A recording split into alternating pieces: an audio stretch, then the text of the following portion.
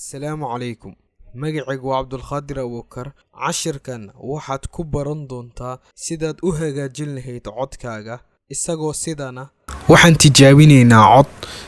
aan ugu talagalnay course aad ugu habeyn lahayd sidan waxaan tijaabinaynaa cod aan ugu talagalnay course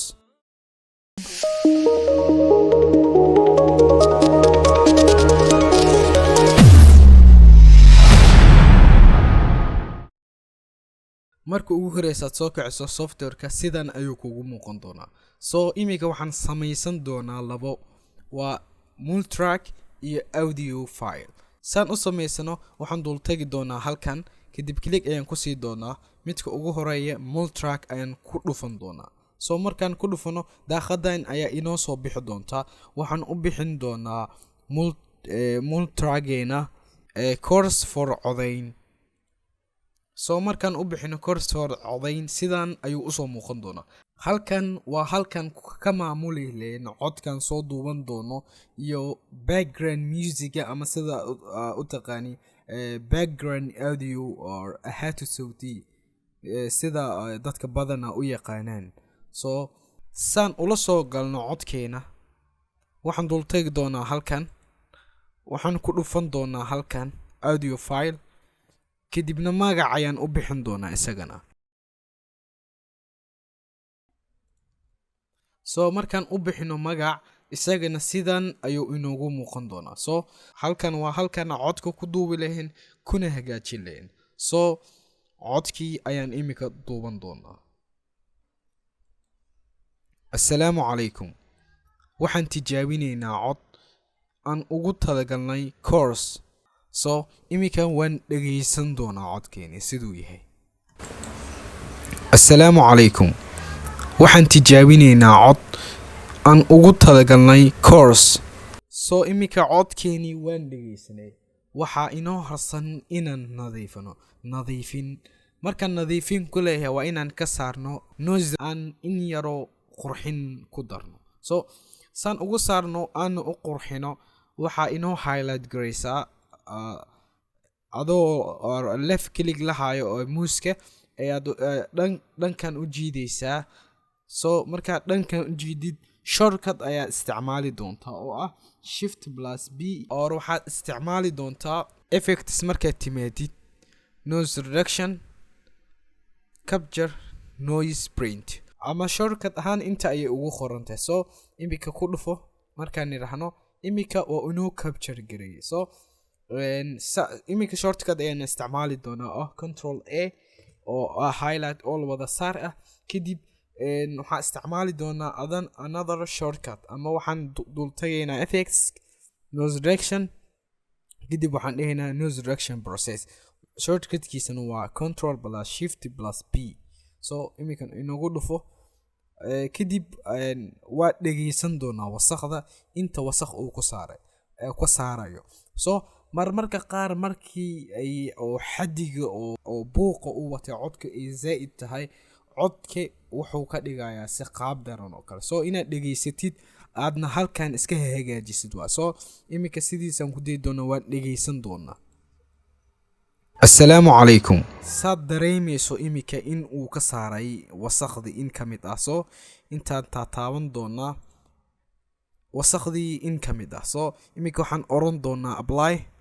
markaan niraahno apply codkeeni sidan ayuu u muuqday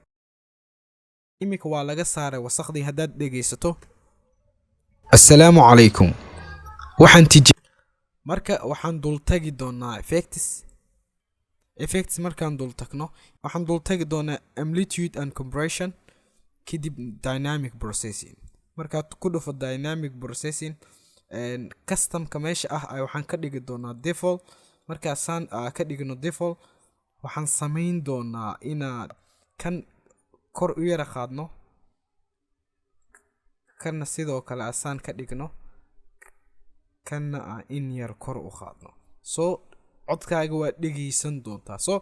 haddii handset aad ku ahayn waxaad isticmaali kartaa preset uu isaga kuu soo diyaariyay soo imika waxaan iska isticmaali doonaa preset smooth vocal preset kan lahay aad isticmaali kartaa taasoo imika haddaan kan isticmaalno aad dhegeysato codkaagan jaawinaynaa cod aan ugu talagalnay before iyo after halkan ayaa ka kala ogaa doontaa haddaan ka qaadno course assalaamu calaykum codkeeni sida ayuu ahaa haddaan ku darnay effectska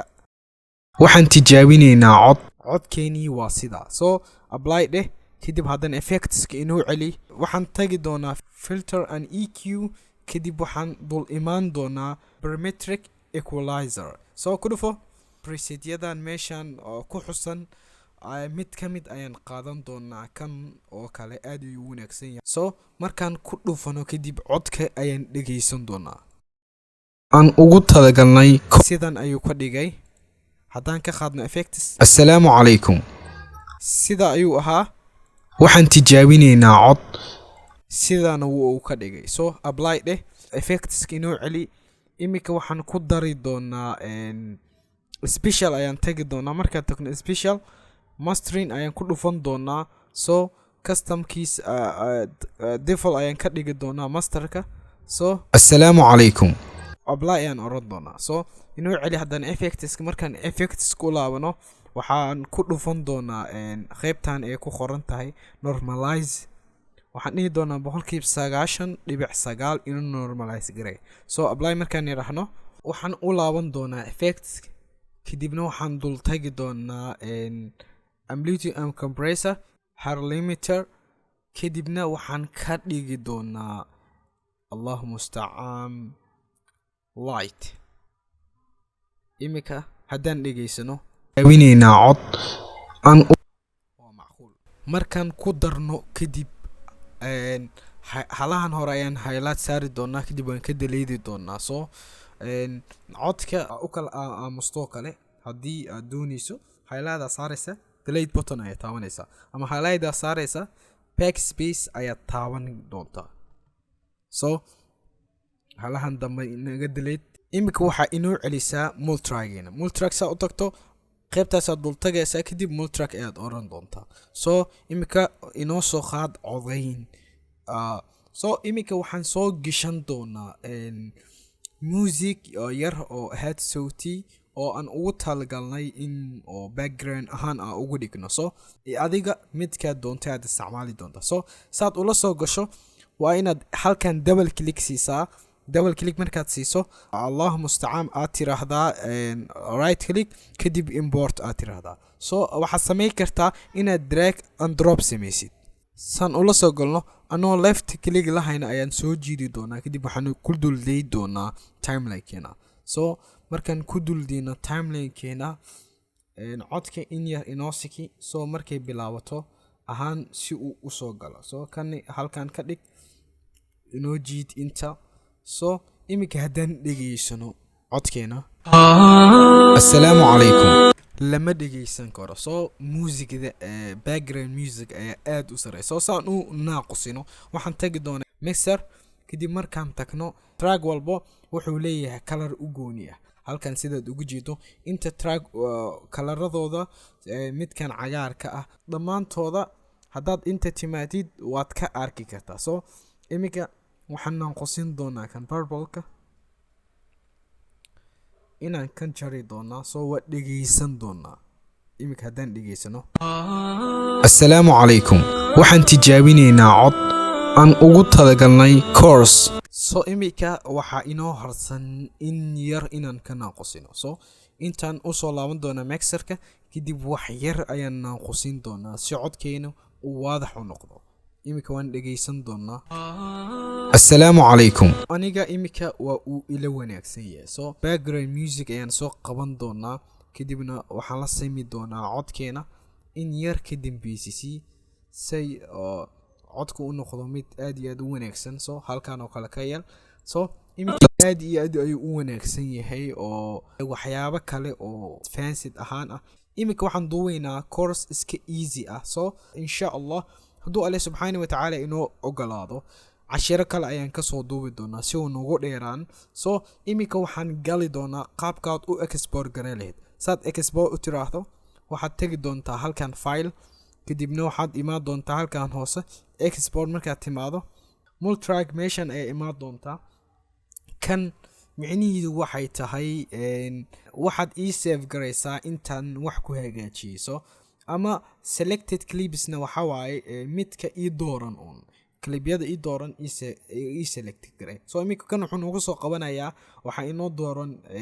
music track music inoo dooran. So iminka waxaan dhihi doonaa entire session. halkan oo halkaad dhigi doonto codkaaga format ku yeelan doono codkaaga magacaad u bixin doonto kadib okay aan oran doonaa. iminka codkeenii waa uu inoo export gareysmo gudaha ayuu inagu jiraa. So aad iyo aad ayaad u mahadsan tahay.